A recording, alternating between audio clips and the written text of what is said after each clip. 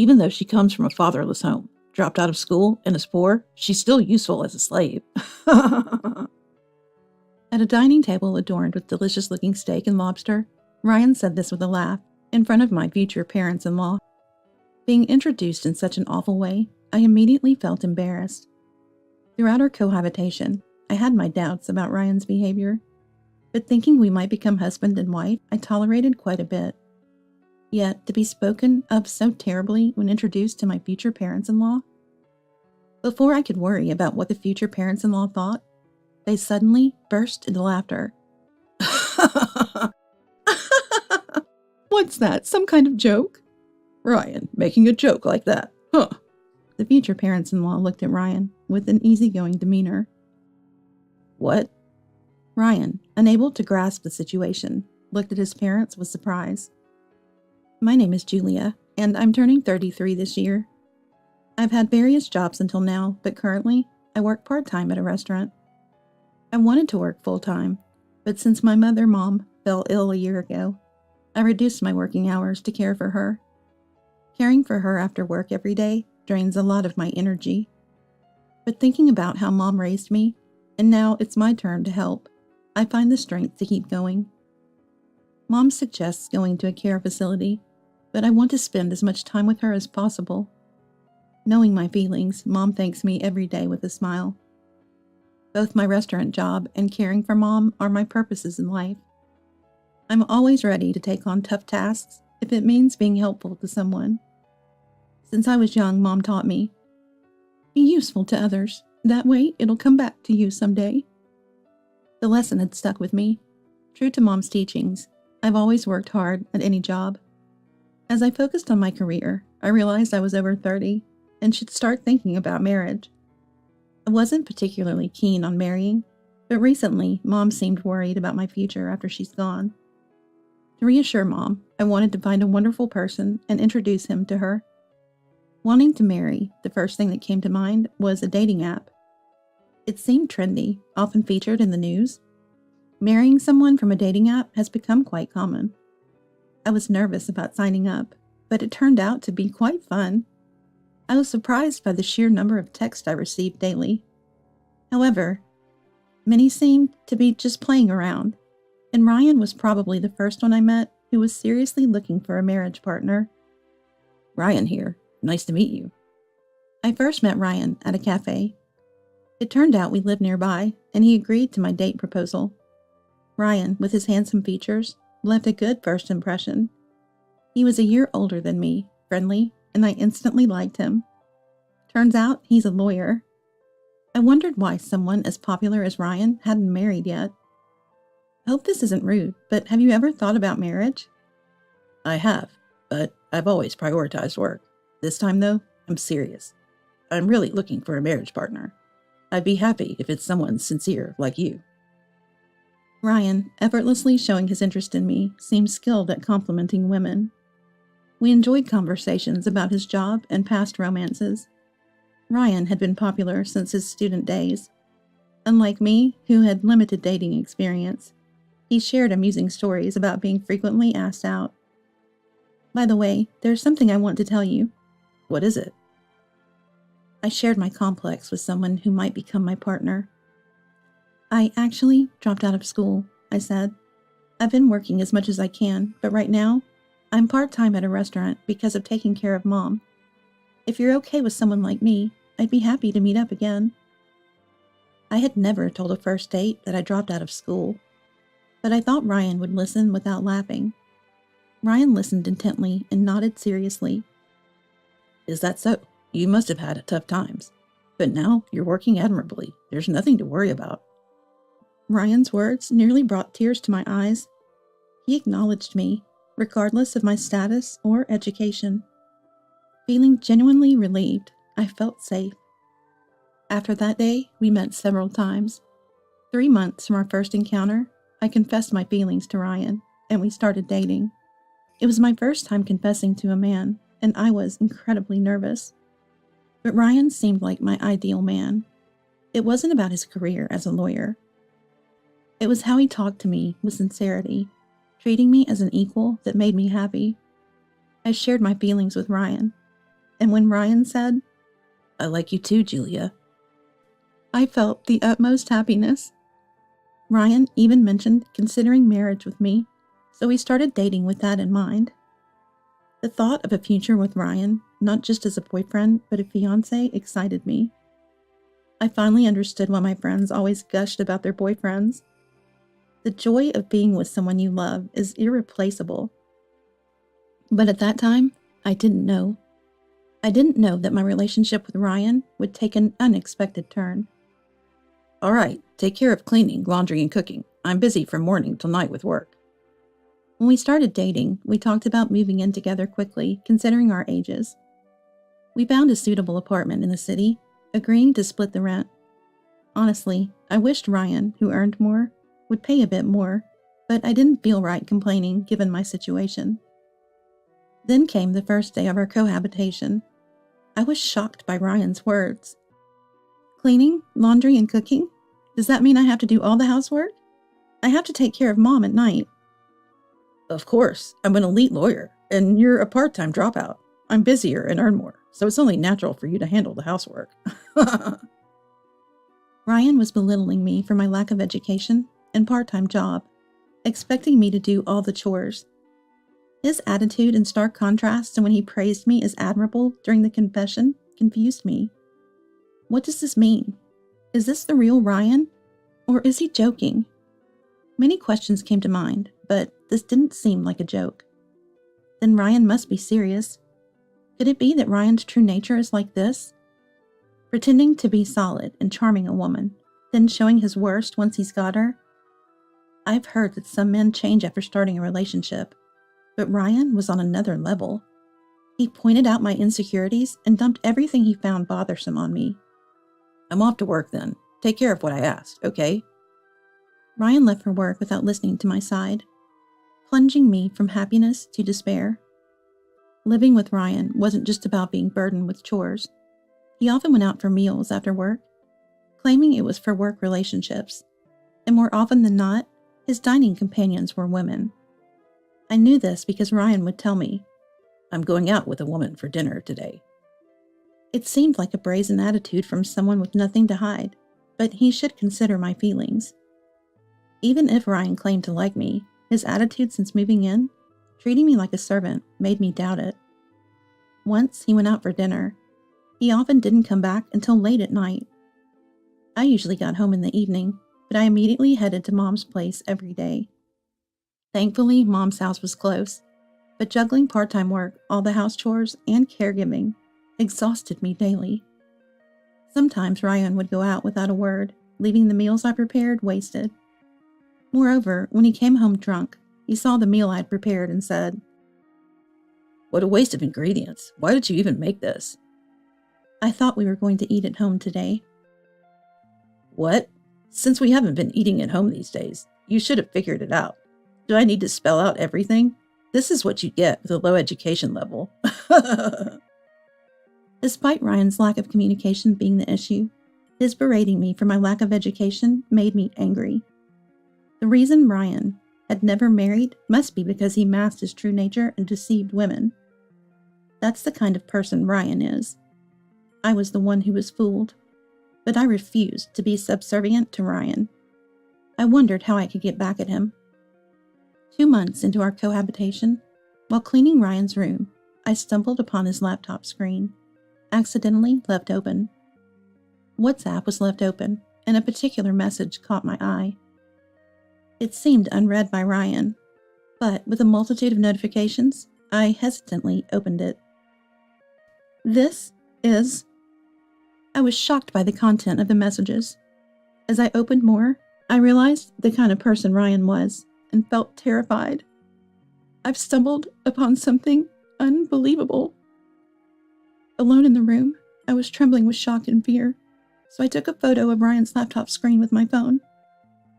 It was the next day that Ryan invited me to my future parents-in-law's house. I wasn't in the mood after yesterday's discovery, but he had already informed his parents.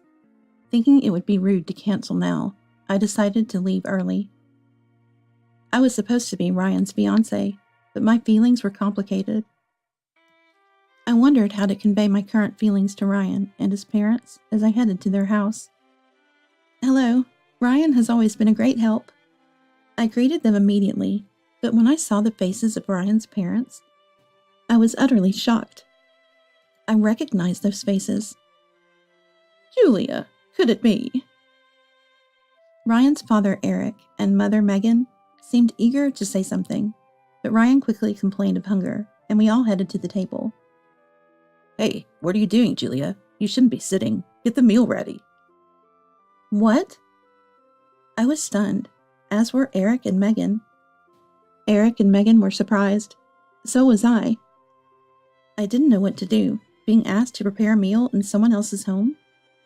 Of course, if I had known from the beginning, I would have prepared something, but being suddenly ordered by Ryan, I panicked.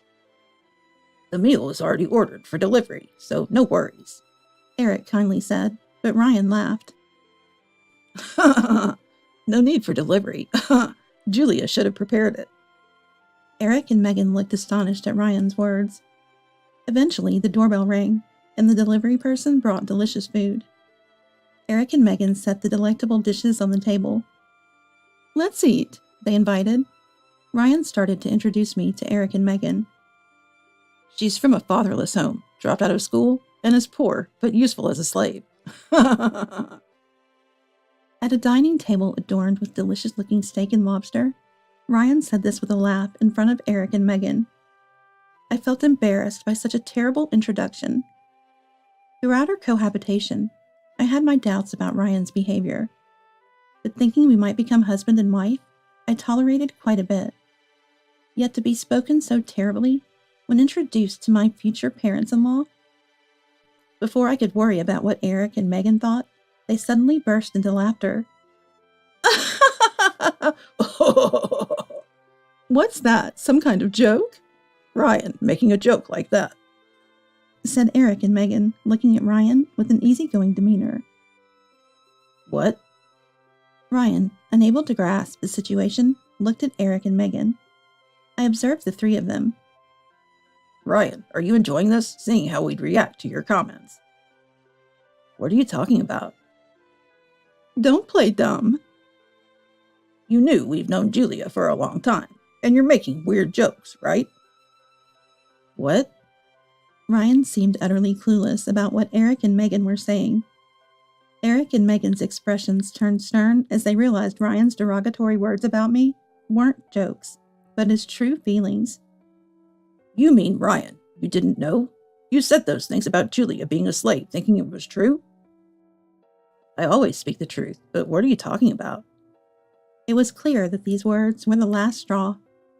Eric and Megan's expressions grew even more severe, glaring at Ryan. We owe a lot to Julia's mom in Mexico. What? Mexico? To Julia's mom? Ryan looked at me confused. I hadn't told Ryan much about my past, so his ignorance was understandable. I decided to explain everything about my connection with Eric and Megan. When I was a student, I went to Mexico. I wanted to broaden my horizons, try working abroad. Of course, Mom objected. She said I could do it after graduating, but knowing our family's poverty, I knew we couldn't afford further education. So against Mom's wishes, I went to Mexico. Ryan's eyes widened as I revealed my sudden school dropout and moved to Mexico. Mom eventually agreed and joined me.